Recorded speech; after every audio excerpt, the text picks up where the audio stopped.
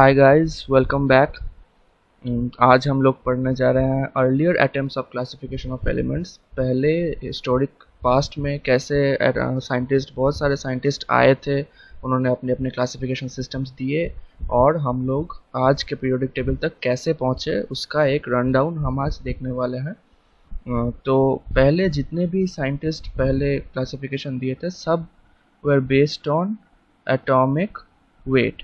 Atomic weight के ऊपर आज हम एटॉमिक नंबर के ऊपर बेस करके क्लासिफिकेशन करते हैं, लेकिन पहले जितने भी एटम्स थे वो एटॉमिक वेट के ऊपर बेस्ड थे। पहला अटेम्प्ट देखेंगे जो जितना फर्स्ट सिग्निफिकेंट अटेम्प्ट दिया वो था डोबरिनर्स ट्रायड्स। तो एक जर्मन साइंटिस्ट थे जोहान डोबरिनर, उन्होंने 1829 में अपना ये पहला क्लासिफिकेशन सिस्टम दिया जिसे हम कहते हैं डोबरिनर्स ट्रायड्स। तो उन्होंने क्या किया, उन्होंने पहले तो जितने भी एलिमेंट्स तब डिस्कवर्ड हुए थे वो सबको उन्होंने स्टडी किया और देखा कि किनका प्रॉपर्टीज मिलता जुलता है किनका नहीं है। उसमें से लेके उन्होंने ग्रुप किया कुछ एलिमेंट्स को थ्री ग्रुप्स में, जिसको हम बोलते हैं ट्रायड्स। ट्रायड्स क्या है? ग्रुप ऑफ थ्री एलिमेंट्स, बस ग्रुप ऑफ थ्री एलिमेंट्स। कैसे ग्रुप किया उन्होंने? सोच लेते हैं कि ए है, बी है और सी है, तीन एलिमेंट्स। तो उन्होंने क्या देखा कि atomic weight of B is equal to atomic weight of A plus weight of C by 2। मतलब बी का जो वेट होगा, मॉलिक्यूलर वेट होगा, वो ए और सी का मीन होगा। अगर ऐसा होता है तो इन तीन एलिमेंट्स का प्रॉपर्टीज सिमिलर होगा। Properties are similar.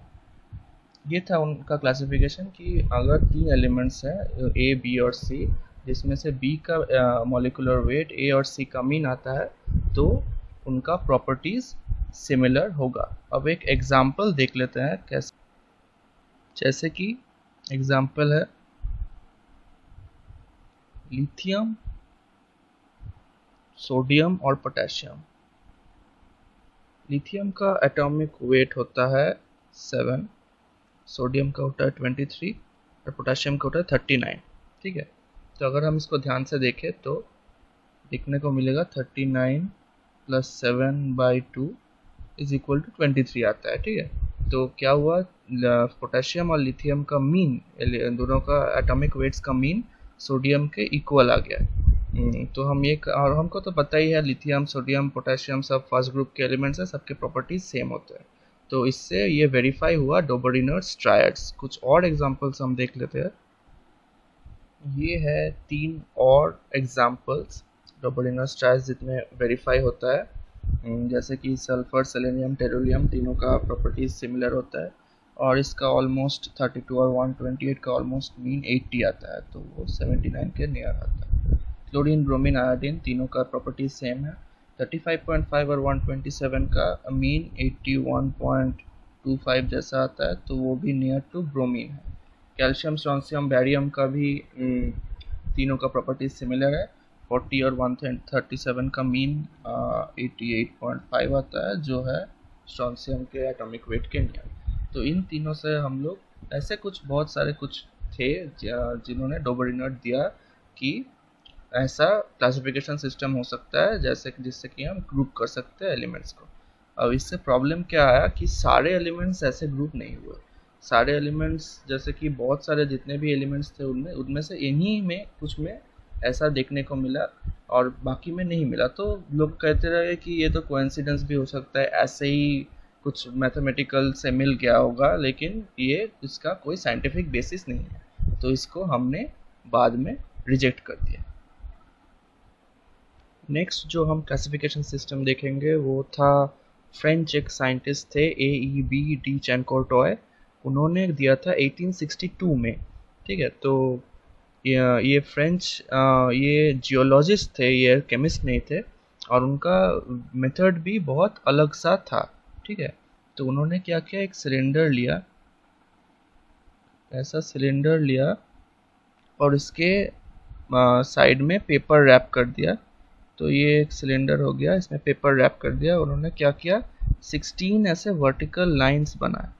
से ऐसे ऐसे 16 लाइंस बनाए, पीछे भी होंगे, ऐसे 16 लाइन बनाए। फिर एक पॉइंट से स्टार्ट किए, और 45 डिग्री एंगल में ऐसे चलते चले गए। ऐसे 45 डिग्री एंगल में ये एक हेलिक्स बन गया। एक हेलिक्स मतलब ये एक ऐसा स्ट्रक्चर को हम हेलिक्स बोलते हैं, ठीक है। तो ये ऐसे बनता चला गया, और जहाँ जहाँ पॉइंट्स कोइंसाइड किए, ये एक पॉइंट हो गया, ये एक पॉइंट हो गया, ये एक पॉइंट हो गया, यहाँ यहाँ एक एटॉमिक वेट के अनुसार उन्होंने एलिमेंट्स बैठाना शुरू किया। तो उन्होंने क्या देखा कि जो लाइन में जो भी एलिमेंट्स आ रहे हैं वो सबके प्रॉपर्टीज ऑलमोस्ट इक्वल है, ऑलमोस्ट सिमिलर है, ठीक है। तो ये एक टेक्निकल कॉम्प्लिकेटेड सा कुछ बनाया था उन्होंने, और इसी कारण से इतना टेक्निकल, इतना कॉम्प्लिकेटेड था कि ये साइंटिस्ट का काम आसान करने की जगह और डिफिकल्ट कर देता था। तो ठीक है, तो इसको उतना पॉपुलैरिटी नहीं मिला, उतना ये उतना रिजेक्ट हो गया बाद में। फिर जो नेक्स्ट सिस्टम ऑफ क्लासिफिकेशन आया 1865 में, एक साइंटिस्ट थे J.A.R. न्यूलैंड। उन्होंने क्या दिया, लॉ ऑफ ऑक्टेव्स। उन्होंने क्या किया जे कि एलिमेंट्स को सजाया ऐसे एक टेबल फॉर्म में, जिसमें उन्होंने देखा कि 8th एलिमेंट, ये फर्स्ट सेकंड ऐसे करते करते third fourth fifth six seventh, 7 element, 8th element जो था वो फर्स्ट के सिमिलर हो जाता था, ठीक है। तो इसका उन्होंने क्लासिफाई किया कैसे, जैसे कि म्यूजिकल नोट्स था, सा रे गा मा पा धा नी, फिर 8th सा जो आता था वो फर्स्ट के सिमिलर आ जाता था। तो सिमिलरली उन्होंने क्या किया, लॉ ऑफ ऑक्टेव्स दिया कि एलिमेंट्स भी ऐसे म्यूजिकल नोट्स की तरह अरेंज होने लगे, ठीक है। लेकिन इसका फिर ठीक पहले तो ठीक ठाक काम करता था, लो एलिमेंट्स पीरियड के साथ जो था वो ठीक ठाक काम कर रहा था। लेकिन फिर जो प्रॉब्लम आया वो था कि कैल्शियम के बाद में जितने भी एलिमेंट्स थे उसमें ये फेल हो गया। तो कैल्शियम के बाद कोई भी एलिमेंट ऐसे एट्थ ये फॉलो नहीं करता था। और एक प्रॉब्लम आया कि नोबल गैसेस आ गए यहाँ पे। पहले तो वो डिस्कवर नहीं थे, नोबल गैसेस जनरली डिस्कवर करना बहुत मुश्किल होता है, तो पहले वो डिस्कवर नहीं हुए थे, लेकिन नोबल गैसेस आ गए यहाँ पे, तो ये सिस्टम फेल हो गया उनका। अभी ये सब तो हो गए classifications, law of octaves, telluric helix, Dobereiner's triads, लेकिन कोई भी सक्सेसफुल नहीं रहा। तो जो पहले साइंटिस्ट जिन्होंने एक काम का मॉडल, मतलब बहुत यूज़फुल मॉडल दिया, उन दो साइंटिस्ट थे। उनका नाम था लोथार मेयर और डिमिट्री इवानोविक मेंडेलेव। ये दो साइंटिस्ट थे, अलग अलग, मतलब एक दूसरे को नहीं जानते थे। ये जर्मन थे और ये रशियन थे, लेकिन दोनों ने एक ही टाइम पे, दोनों ने 1869 में एक ही टाइम पे एक ही साथ अलग अलग मॉडल्स दिए जो एकदम बहुत बहुत सिमिलर थे और काम करते थे।